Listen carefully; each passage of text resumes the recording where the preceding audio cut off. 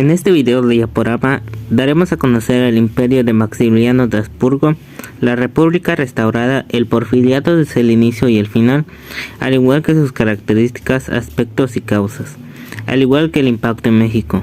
El objetivo del diaporama es educativo sobre la historia. Mi nombre es Andrea Paola Pérez Castillo y les voy a hablar sobre el imperio de Maximiliano de Habsburgo.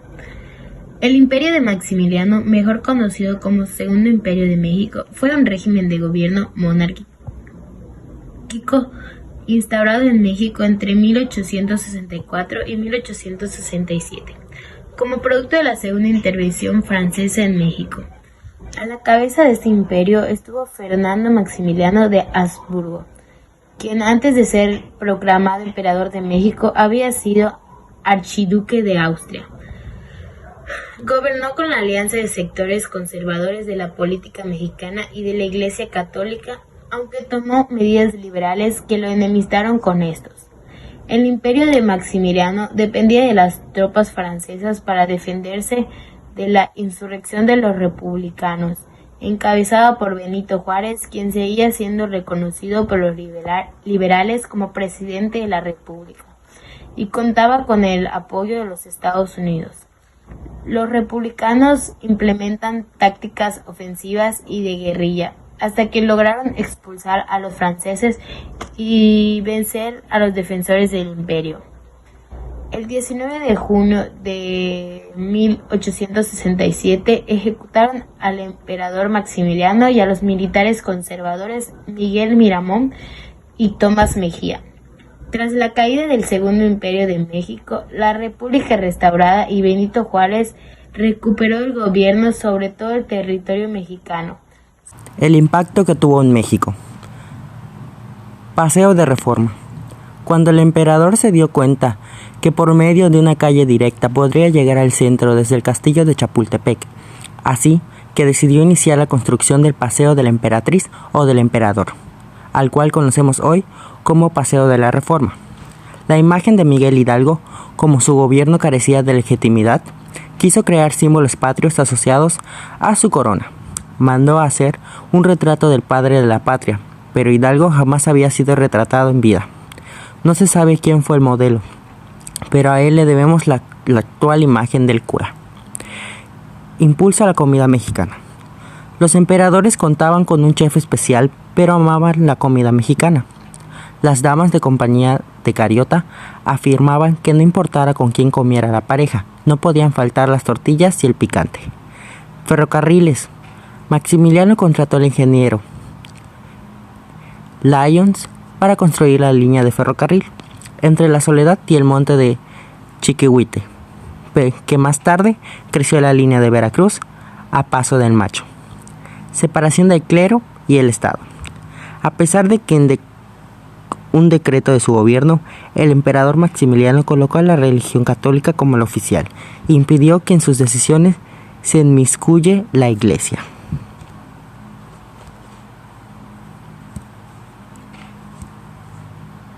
Mi nombre es Jimena Lizárraga y les hablaré sobre la República Restaurada. La República Restaurada es el periodo que va desde el triunfo de los liberales encabezados por Juárez sobre la intervención y el imperio en 1867 y abarca los gobiernos de Benito Juárez y de Sebastián Lerdo de Tejada. La República Restaurada significó la cristalización de los ideales liberales y el periodo donde se consolidó la actividad legislativa, pues en 1874 se restauró el Senado que la Constitución de 1867 había abolido. Aspectos. La cultura oficial se manifestó durante la década de la República Restaurada, principalmente en la literatura, el arte y de la historiografía. Los intelectuales impulsarían un movimiento cultural nacionalista con fines plenamente didácticos y políticos. Causas y consecuencias.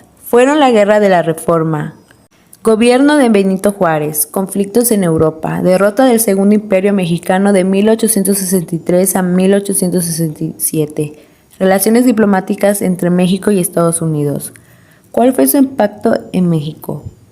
fue la Restauración Republicana, que significó la victoria de la Reforma y el inicio del México moderno, regido bajo los postulados de la Constitución de 1857. Reforma a la Constitución Política de la República Mexicana del 5 de febrero de 1857. El porfiriato ha sido una fase en la que el general Porfirio Díaz se mantuvo en la presidencia de México. Esto pese a que, en un principio, estaba en oposición a la reelección. Después, él mismo se reeligió numerosas veces e impulsó un régimen autoritario que no soportaba la crítica o el cuestionamiento. Esa dictadura, aunada a la diferencia social, nula independencia de expresión y otros componentes, provocó que se desataran revueltas armadas en su contra y que, luego, culminara con el estallido de la Revolución Mexicana. Cabe señalar que esta fase duró 35 años, de 1876 a 1911. Porfirio Díaz estuvo al mando del territorio a lo largo de casi 30 años, entre 1876 y 1911, en 7 periodos presidenciales diversos. Ese controversial personaje, defendido por ciertos por el desarrollo económico e infraestructural que impulsó en el territorio y sentenciado por otros por la carencia de independencia política y la diferencia que causó el modelo económico de su régimen. Un caso muestra de esto último son las fincas de Nequén, en las que se practicaba el esclavismo sin nombrarlo como tal, lo que reporta el periodista norteamericano John Kenneth Tomer en una secuencia de artículos bajo el título de México Bárbaro en 1909. Características del porfiriato. El porfiriato es una época que se caracterizó en lo económico por traer incremento material y capital extranjero a México, así como inversión en el campo de la minería y la agricultura, por promover la industria nacional y por comunicar el territorio con líneas ferroviarias y telegráficas. Todo lo anterior paralelamente se tradujo en el plano social en monumentales tensiones en la sociedad mexicana, en especial entre la oligarquía porfirista, surgida a la sombra del general y detentora del poder político y económico, y las masas trabajadoras, el campesinado y los nativos especialmente maltratados y explotados a lo largo del sistema. Para evitar el conflicto, Porfirio Díaz abandonó el poder en el año 1880, cediendo a Manuel González. Al terminar el periodo de Manuel González, Porfirio Díaz se incorporó de nuevo a ser elegido presidente de México. Se reformó la Constitución para permitir la reelección inmediata, 1887. El cuarto periodo de Porfirio Díaz, 1892 y 1896, se inició en condiciones de aguda crisis económica que afectaba directamente a lo social y repercutió en el ámbito político. En 1893, José Ives Limantour se hizo cargo de la Secretaría de Hacienda y logró superar la crisis, circunstancias que favorecieron la reelección de Porfirio Díaz para su quinto periodo presidencial, 1896-1900. Las elecciones federales de México de 1896 se llevaron a cabo en 2 jornadas, las elecciones primarias y las elecciones secundarias. En ellas se eligieron los siguientes cargos de elección popular: Presidente de México, Jefe de Estado y de Gobierno, electo por un periodo de 4 años desde 1892, con posibilidad de reelección inmediata, para cubrir el periodo 1896-1900, y del que tomaría posesión el 1 de diciembre de 1896. El candidato electo fue Porfirio Díaz. A partir de 1896, la reelección de Díaz fue indefinida. Cada 4 años hubo elecciones y en cada una de ellas resultó electo el caudillo necesario. Sus consecuencias fueron la estabilidad política. El porfiriato impuso de manera autoritaria el orden y la paz. Convenció de que la actividad política era un obstáculo para el progreso. Díaz la redujo al mínimo. Implementó la política pano palo, ofreciendo a sus oponentes cargos en la administración pública. Modernización. El porfiriato se propuso como objetivo la construcción de ferrocarriles. Así, utilizando fondos de inversión extranjera, se construyeron unos 24,000 kilómetros de vía férrea. Además, el suministro de electricidad a las ciudades, la creación de complejos industriales, la rehabilitación de instalaciones portuarias y el desarrollo de la minería de metales industriales abrieron las puertas a la modernización del país. crecimiento económico, la solidez de las finanzas mexicanas, el establecimiento de una moneda estable y la tranquilidad política y social atrajeron a la inversión extranjera. Así, los fondos europeos y estadounidenses permitieron la construcción de la infraestructura requerida. Distribución desigual de la riqueza. A pesar del éxito económico de México durante el Porfiriato, sus consecuencias sociales fueron negativas. El ingreso real per cápita era muy bajo y los niveles de desempleo aumentaron debido a la mecanización. El capital estaba concentrado en pocas manos, especialmente en inversores locales y extranjeros. El impacto en México.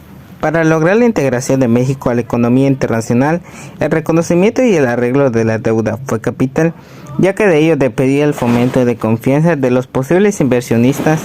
Así, en la década de los 80, el secretario de Hacienda Manuel Dublán logró el primer arreglo de la deuda externa inglesa, lo que le abrió las puertas al país al crédito externo. Aquel arreglo le siguieron otros 3 negociados por el secretario de Hacienda José Yesle Manturo.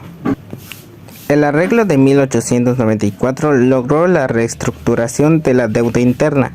El de 1899 introdujo a los norteamericanos como acreedores y el de 1904 logró la adopción de un préstamo de $40 millones por parte de varias casas banqueras norteamericanas y europeas.